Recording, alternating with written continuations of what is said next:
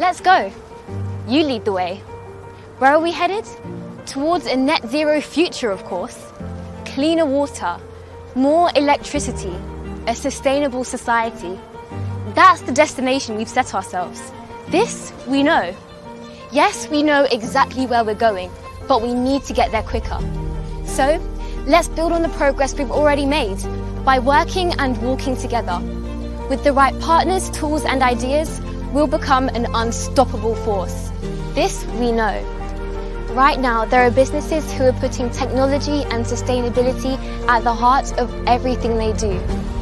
Brave leaders turning maybes into realities and building something better for everyone.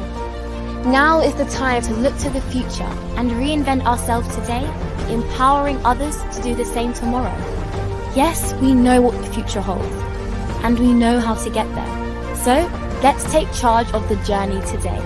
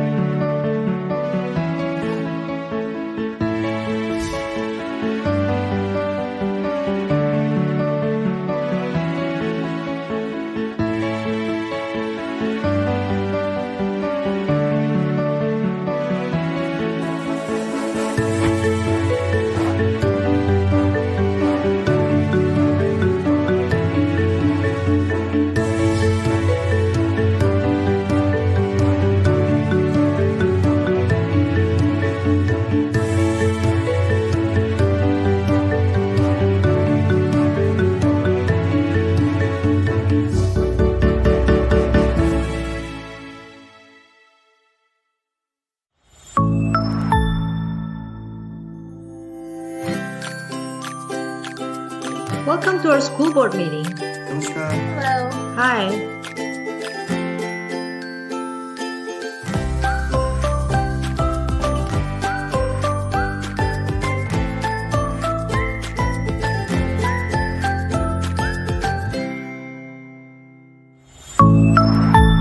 Spiffio, access in any language.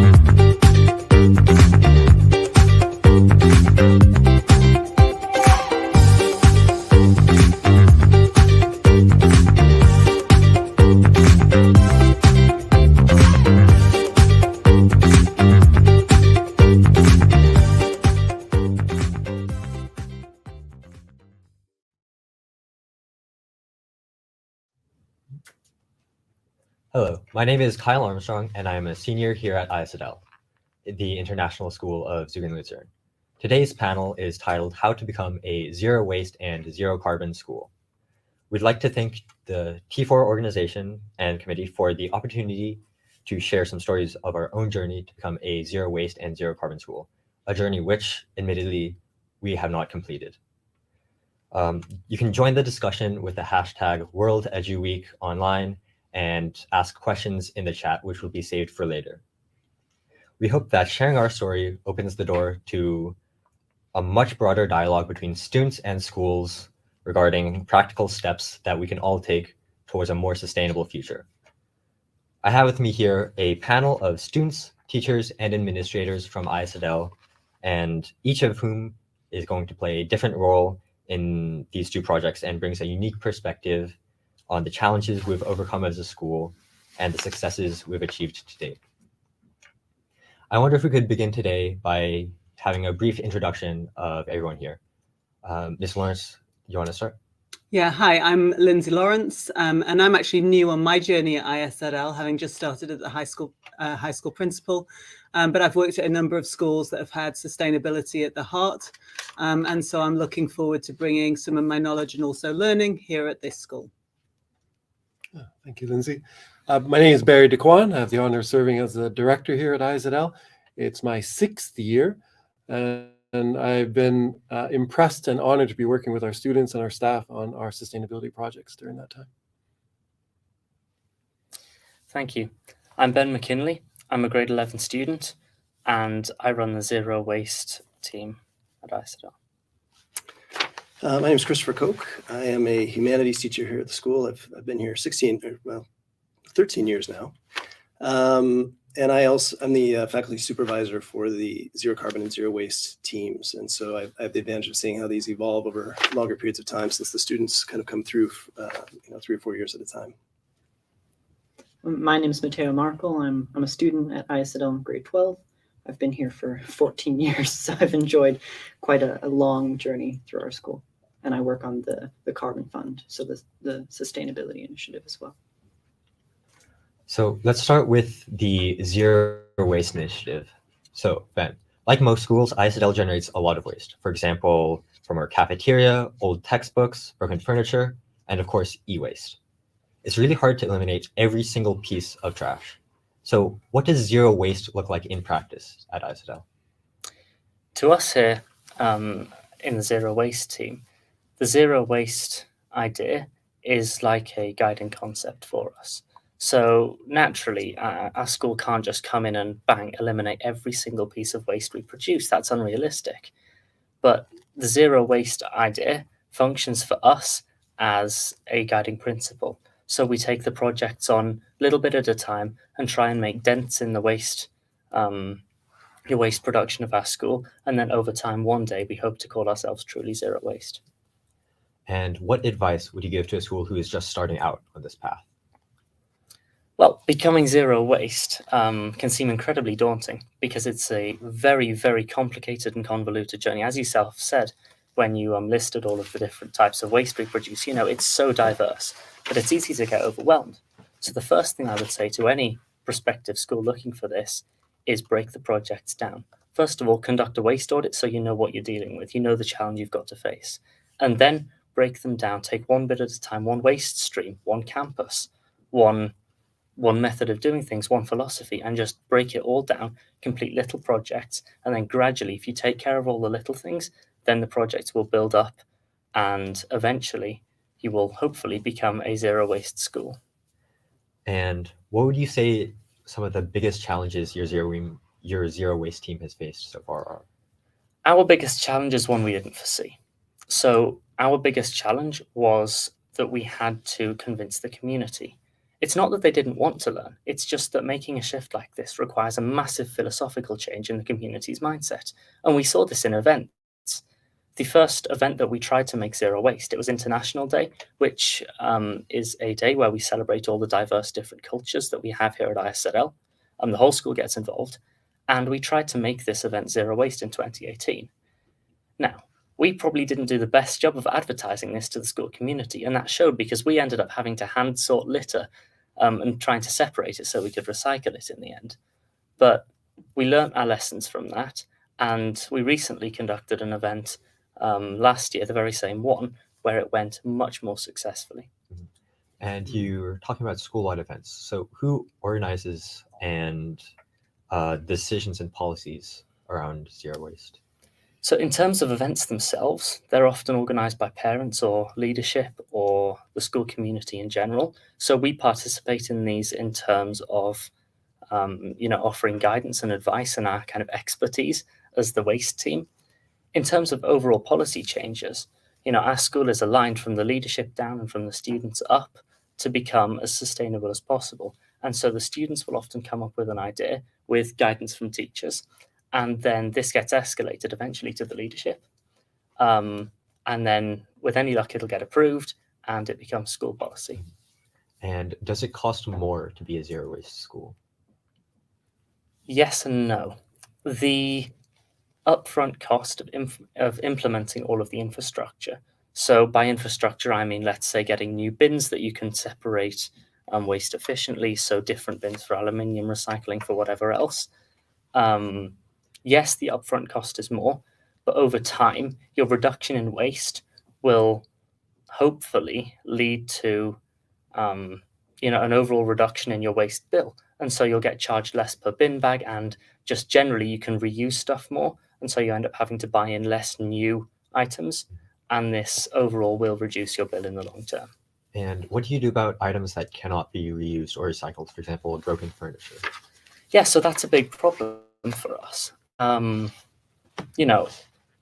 what we do in terms of trying to recycle what we can, we can't do everything. We're not perfect. And so there are some things like broken furniture. So we do just have to dispose of them. There's nothing more we can do. But that's where the importance of implementing some form of purchasing policy comes in. Because if you implement that, then the furniture you're buying, when this chair reaches the end of its lifespan, if it's sustainably sourced, then components can be recycled, and this ends up producing less waste overall. So it's looking at it right from the start of the cycle, not just trying to deal with it, at the end of the life and then beyond, but it's deliberately buying products which have already got kind of sustainable credentials, if you will. And so then from there, we can, we don't have that waste problem at the end of their life cycle. And who researches that information, and how do you get that to the school? So right now, the students, me and my team, we're working on implementing a purchasing policy for the school where anything they buy hopefully will be sustainable. So the students do a lot of the research for this, because the administrators, they have a school to run. They're too busy to do all of this in addition to what they already do. And so we end up doing that. And then, in collaboration with them, we make it policy. And so what other waste streams? You mentioned aluminum, and you talked about what you do with broken furniture. What other waste streams do you currently recycle or reduce? So we recycle paper, cardboard, aluminium. We have general waste. And then last year, we introduced a composting facility in the school. So what this does is this takes all of the waste from the cafeteria here at the high school, but also from our other school campus once it's fully operational. And then this treats the food waste with a certain bacteria, and along with heat and complicated science things, this reduces it to compost, so it can be used in our school garden then. And how involved is the community in this? For example, do you recycle waste from nearby buildings or families? We don't currently. The community in general is, it's not like we do their recycling for them. But what we try to do, what we aspire to do at least, is provide a kind of influence for the school community. So if they see, when they attend any events like an International Day type event, when they attend these events and they see all of the students like helping them to sort their recycling out whenever they've got food waste, and they see students doing this, it'll give them ideas. And then kind of overall, we make our entire school community, or the dream is we make our entire school community more conscious about this issue. So they'll start to do these things themselves and take the initiative up on their own. And then, hopefully we will get the entire school community participating in these kinds of events as well. So right now, this is a pretty big movement in our school. How many people did you start with? So the team was created in response to the Youth Forum Switzerland 2018 event. And from there, the original members of that team have since graduated. But right now we're working with about 6 or 7 students. But the team kind of it varies in numbers from year to year. But in general, there's a core of determined students who help to see these projects through. And of course, then we collaborate with teachers. We have expertise from everyone else. And so it's not just the students. We get plenty of support from the school, which allows us to push our initiatives through. And how important would you say the impact of families and the families of the students is? I think it's crucial. Big events like an international day type thing, we need the support of the community or we're finished as a group. I know that sounds slightly melodramatic, but having the support of the school behind us and the support of the school community behind us, that is what enables us to do what we do. And when the school kind of takes responsibility as well, the parent community, when they do all of this, this means that we can do more with them. We can get more involved. We can try to do more things because they're responsive. And mercifully at this school, we're blessed with a parent community that for the most part really, really want to learn and they really want to do well. We saw this at our most recent International Day, where, we had countless people coming up to us saying, I really like what you're doing. You're doing such a good job here. This is a really important issue and I'm glad someone's taking the initiative. And, that is the kind of thing that our group survives on, is getting that kind of positive feedback, because then we know that we're doing the right thing. Our kind of decisions are vindicated. And then, we can keep pushing forward. Thank you. And just before we move on to zero carbon, I'd like to ask one last question. What is the most important project that you are currently working on or want to work on? Working on right now, our most important project is the purchasing policy, because this will eliminate or it may not fully eliminate, but it'll drastically reduce any waste that we have at the end of a product's life cycle. As for something that we've already have worked on, our but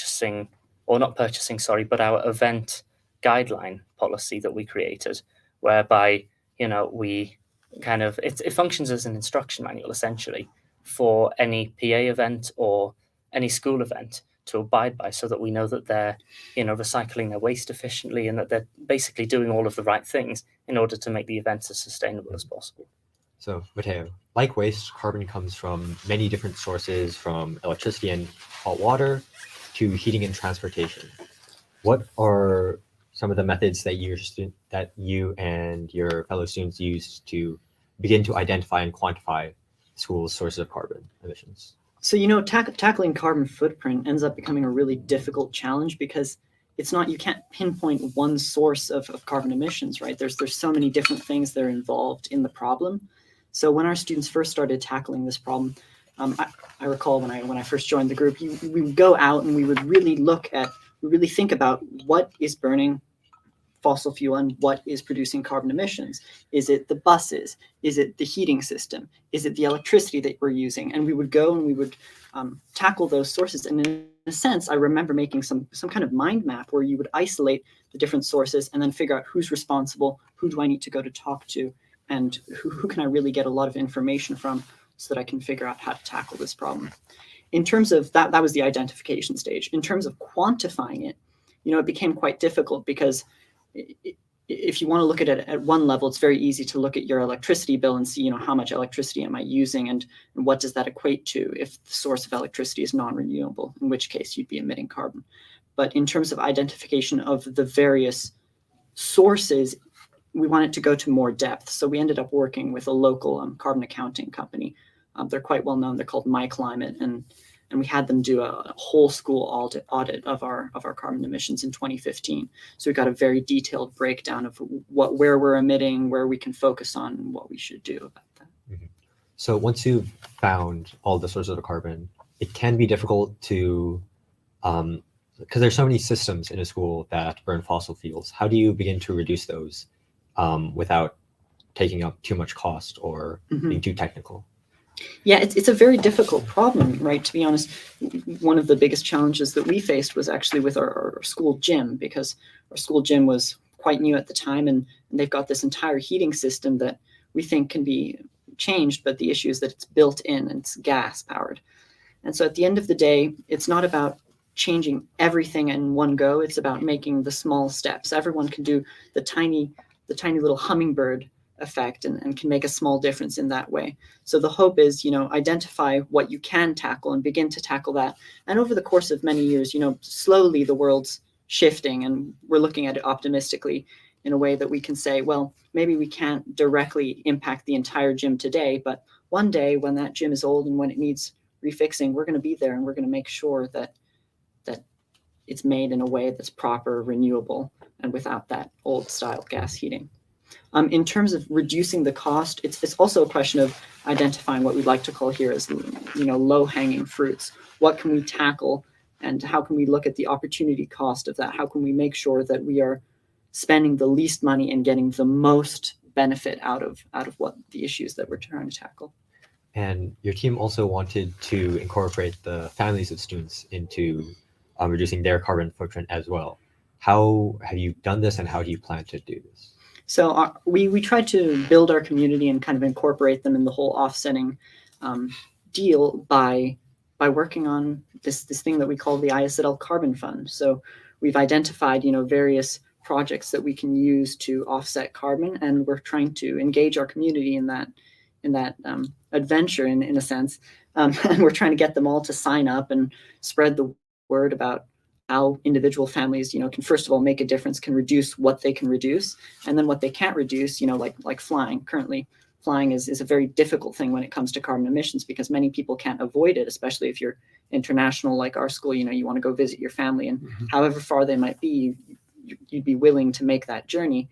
And the issue then comes, well, how can I offset or make better the kind of negative impacts of my trip, because that trip is of course going to burn kerosene and emit carbon dioxide into the atmosphere, which is very well known to be a very harmful greenhouse gas.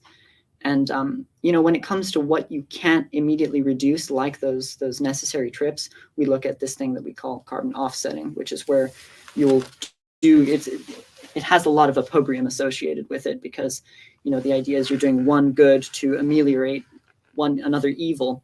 But we try to look at it optimistically and find the best carbon offsetting sources available. So currently we have a trip that goes to Iceland, and we're helping the Iceland Forestry Service there plant hundreds of thousands of trees to hopefully reforest the island and also uptake carbon from the atmosphere. We're working with another project that's going to the Himalayas and installing rocket stoves, which increase, they're supposed to actually, using these special stoves that decreases the rate of burning of wood by 70%, which means that you can use less wood and have the same amount of fire. So that reduces carbon emissions as well. There's another one that goes to another part of the Himalayas where we're helping to electrify villages, installing solar panels, and they would normally be using kerosene lamps there, which are both very detrimental to the environment and human health. So you mentioned many offset programs in different countries. What do you not generate a lot of carbon flying students? You mentioned that being an offset program, but would that not just offset the flight itself? Yeah, that's also one of the things we have a lot of great difficulty justifying, actually, because the idea that we're flying students over to Iceland to plant trees to offset our school's carbon, it seems a little bit counterintuitive at the start. But in reality, with the students that we went there in the past, we planted 30,000 trees in one go. And that's really such a big number that when you think about it on the grand scheme of things, flying there is actually not that much carbon in relation to what you can offset while you're there. But we are looking at local projects as well, right? And it's difficult because our setting here in Switzerland, we have very well managed forests. It's not like there's a huge open space where there's a necessity, to plant trees. But we're looking, and wherever we can find local partnerships, we try to give those, the priority. And many public carbon offset programs are validated by a third party, or are that very third party that validates other programs. Is it necessary for our program to do so? So third-party validation is something that's usually very important in the carbon offset industry, because it gives weight to the carbon credits and tells you that there's something authentic going on here. There's actually carbon being offsetted. It's not just something unclear or something a little bit unreliable. But in our case, it's not. While we would prefer it, it rises the cost so much of it that it becomes almost unviable for our families and our staff and students to offset that way. And because our carbon credits are not going to be traded beyond the kind of setting that we have, they're supposed to be bought by families and held by families. Whereas in the carbon credit industry, what would happen is, it's very much like a stock. You would buy the carbon credit, you can sell it on, you would move it, and it would shuffle around. So that validation is very important to give it the weight that it has in that industry. But because of our local setting where we're not intending to continue trading them or shuffling them around, it doesn't hold so much weight as long as we're very sure on the validity of those sources, of course. And as long as you don't pay a third party to validate it, does it cost more to be a zero carbon school? Very much like what Ben was mentioning with zero waste, it's an investment. It's not something that anyone can just say, oh, we're going to do it now. But I think any school, no matter its financial setting, no matter what it thinks it can do, can certainly take measures to start making changes and become better in terms of carbon. But I would recommend taking small steps, breaking the problem down from one large thing into bite-sized chunks that everyone can manage. And I think by doing that, you can start to identify the smaller bits and pieces that you can make an impact on, but it will take an investment. And although some of the larger scale projects might not be feasible for everyone, there's certainly things that everyone can do. Thank you. Now, Mr. Cope, I'd like to shift gears and talk briefly about how these initiatives impact student learning at ISDL. So do you see a connection between the work students do on zero carbon and zero waste and their curriculum? Yeah, I think this work's really important to partner together with the curriculum. I think students in classes are learning a lot about these big challenges that their generations face, right? I mean, climate change by itself is overwhelming.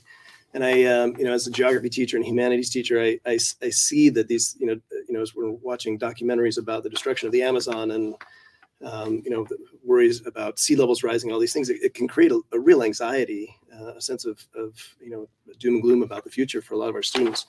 And I think, we really, as educators, it's our responsibility to make sure that students are aware of these problems, but that they're not, just completely deflated at the end of their high school career about the future. So I think, we really learned through this that, the antidote to anxiety is action, right? So we're really interested in giving the students a chance to roll up their sleeves and really solve these problems. And I think, when we're solving it at a school level and at a community level, it really does give them hope that these are solvable problems at a much bigger scale as well. And then the hope is too that the skills they're learning about, working with partners in our community and selling, things like carbon credits to parents, those are skills they're going to take with them well beyond high school. They'll bring those to the, universities and to the business world beyond that. Thank you. Ms. Lawrence, you've worked extensively on sustainability projects at other schools before coming to ISDL. So do you have any specific lessons or insights from your past experiences? Yeah, well, I don't know, because everywhere's different and has to, find its own pathway. And I've learned a lot being here already. But I guess what I'd lift up is the fact that it's all doable. And so some of my learnings are that things seem almost insurmountable when you're at the beginning of the journey. And it seems like it's so far to go. And for example, at the last school I worked at, we also had a solar panel project that seemed so huge. But by the end, we've managed to get 1,500 solar panels on the school building, which saved about 500,000 kilowatt hours of electricity, which had a huge impact. And I think that, it's also about learning about where you're situated in space and what the natural environment also gives you. So where I was before, we had a lot of thunderstorms and rain runoff was a big problem because it created subsidence, and there was so much of it, it would not seep down into the nutrients of the soil in order to help the college garden. So we built a swamp which used kind of biomimicry in order to produce a wetland, which kind of really had a big effect. But I think in both of those examples, I think what I've learned is that the way to do it is by getting the whole community involved. And I appreciate the idea of building it into the curriculum, because I think that what my learning is from a whole school perspective, K to 12, using these experiences in order to have all of our learners go through a journey and also see that they can make a difference. And I think it also involves all your staff, your facility staff, your operational staff, and they have a role to play in learning as well. And you can actually support all of your staff to learn how to create curriculum. And so, for example, in physics, if you're doing, thermodynamics or something, and you're looking at transformers, you might have people go and work with the facilities team in order to see how that's used in the school buildings. So I think there's lots of levels that you can bring this in. But I would really just say what I bring with me is huge optimism and positivity that it's doable and that all schools can embark on this journey. Thank you. Mr. Daquan, the school recently rewrote its mission statement and vision statement. Can you explain how student sustainability projects like the ones we've talked about have affected that? Absolutely. There's been a direct impact as we considered our why, our purpose, why we exist as a school, and where we're going.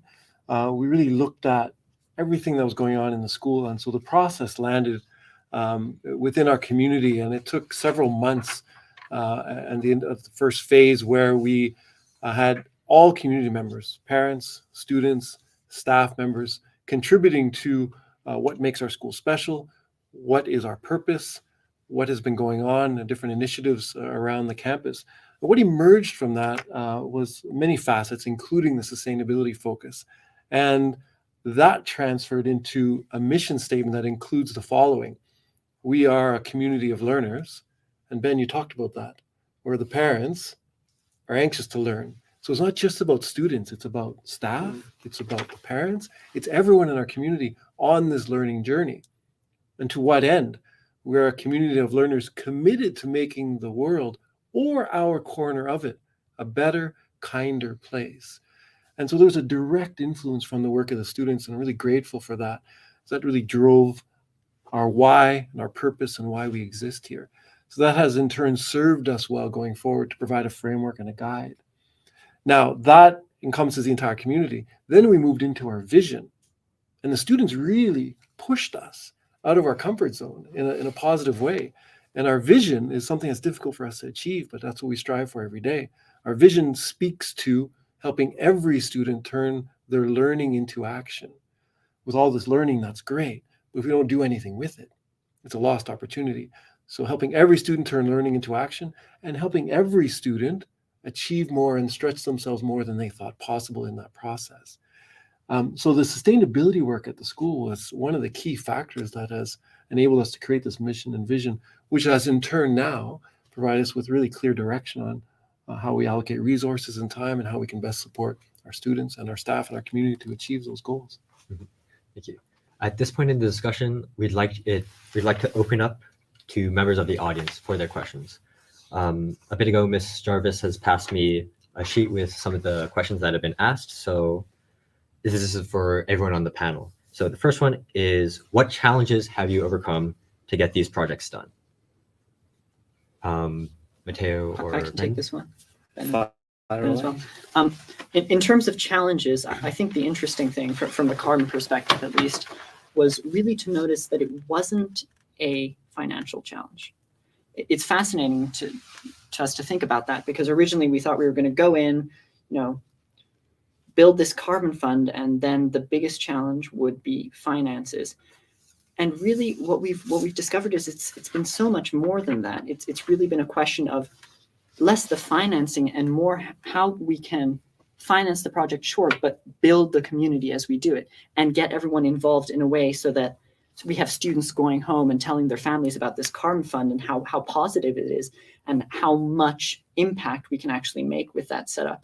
And I think some of the biggest challenges that we came up with were much more specific than just finance. It was, how do we build this platform that can be used by the entire community? What will work? What software do we use?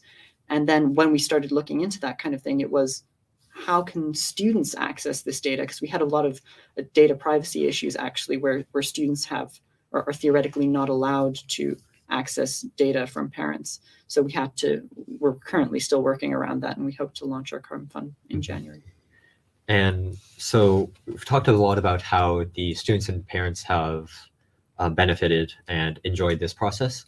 How has the Swiss community overall responded? So in terms of the community, from my perspective, I'll first of all start with the school community. We've had an incredible response. It's been genuinely staggering to see how many people have really wanted to learn about this. In terms of the Swiss community, the providers we use, certainly for removing waste and for various other things, Mateo, you talked about My Climate. The Swiss community are also keen to learn. They're keen to respond as well. And, I think our ties to the community and the kind of shared vision and the shared wish to do better and do more for the environment, we can really use that to help us. And what would you say? Oh, Mateo, did you have something? Well, no, I just wanted to add on to that because I think it's important to note that a lot of our projects have been very much more than just school-based. We had one that actually a great carbon and waste example. We partnered with our local community with this organization called the Repair Cafe, the aim of which is to bring in old kind of broken appliances and have it fixed. And that was a great opportunity to connect with the local community. Absolutely. And can you describe one of your high five moments? For me, our biggest moment was after we finished the last international day, because it had been a massive success compared to the previous one. We had, I think, raised our kind of influence. We had made ourselves known within the community, I think for all the right reasons. And we'd also got, enormous satisfaction out of seeing everybody, willing to learn and seeing all of this happening. And so for us, that was we had a real sense of achievement coming away from our event. We're like, our decisions here, our processes, it wasn't all in vain because people genuinely appreciate what we're doing. And I think that was my personal biggest high five moment. I'll just say we actually gave them high fives. It was such a great moment. And we were there and we just celebrated that. You did such a great job. And what impacts have these projects had on the staff and faculty, like the mindset or how they go about things?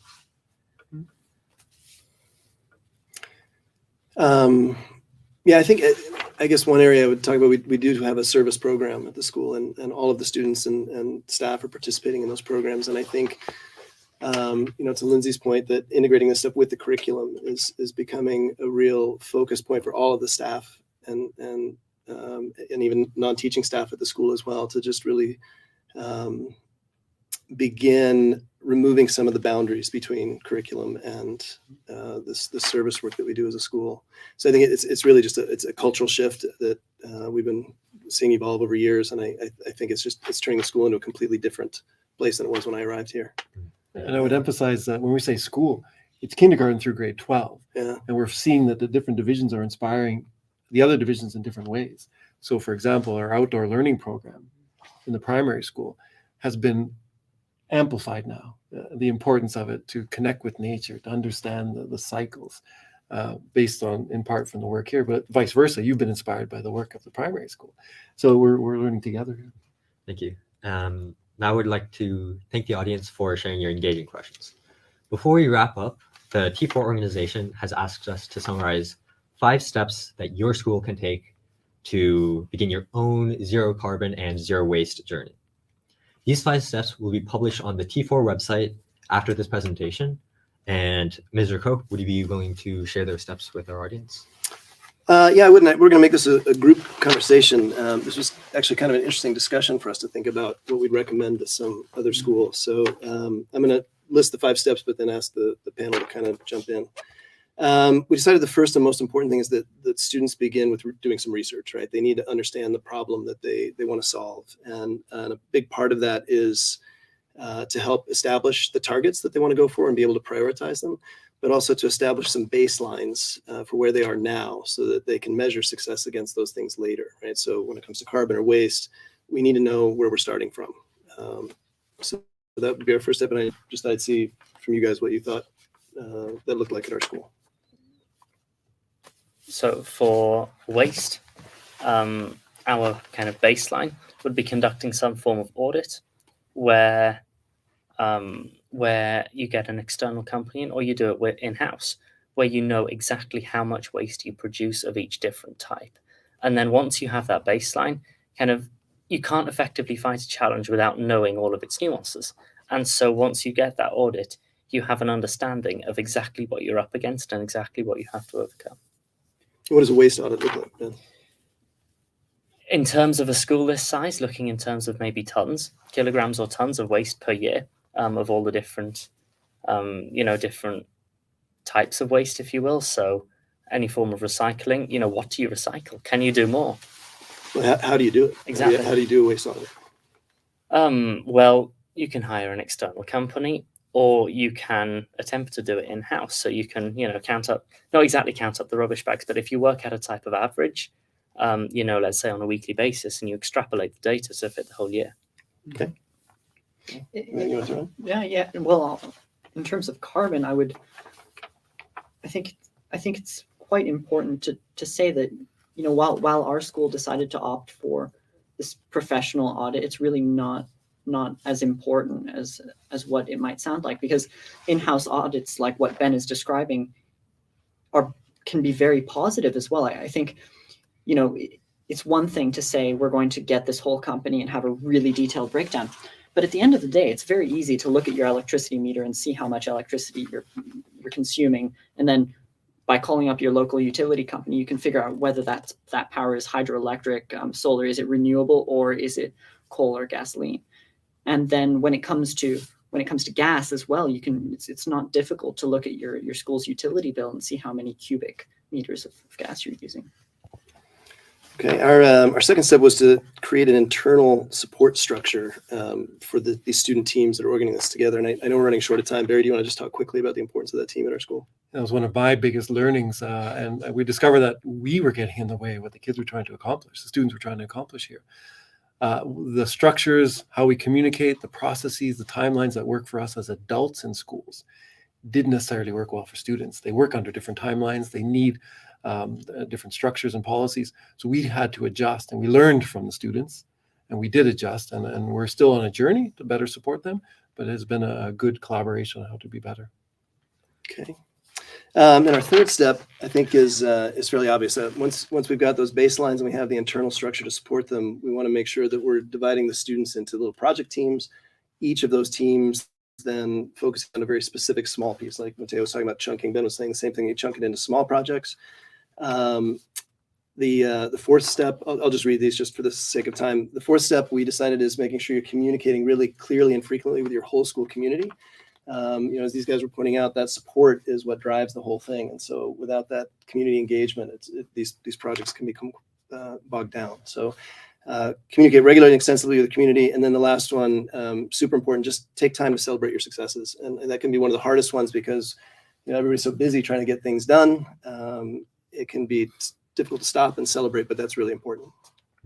Thank you. So our time is nearly up, but just before we go, we'd like to thank the members of our panel and you in the audience for taking time to learn more about our zero waste and zero carbon or programs at ISL. A special thanks to the members of our tech team here at school, Kate Jarvis and Ian Carr, who have kept everything running smoothly in the background. And finally, we'd like to thank the T4 organization once again for their support and providing us the opportunity to share our story. Thank you.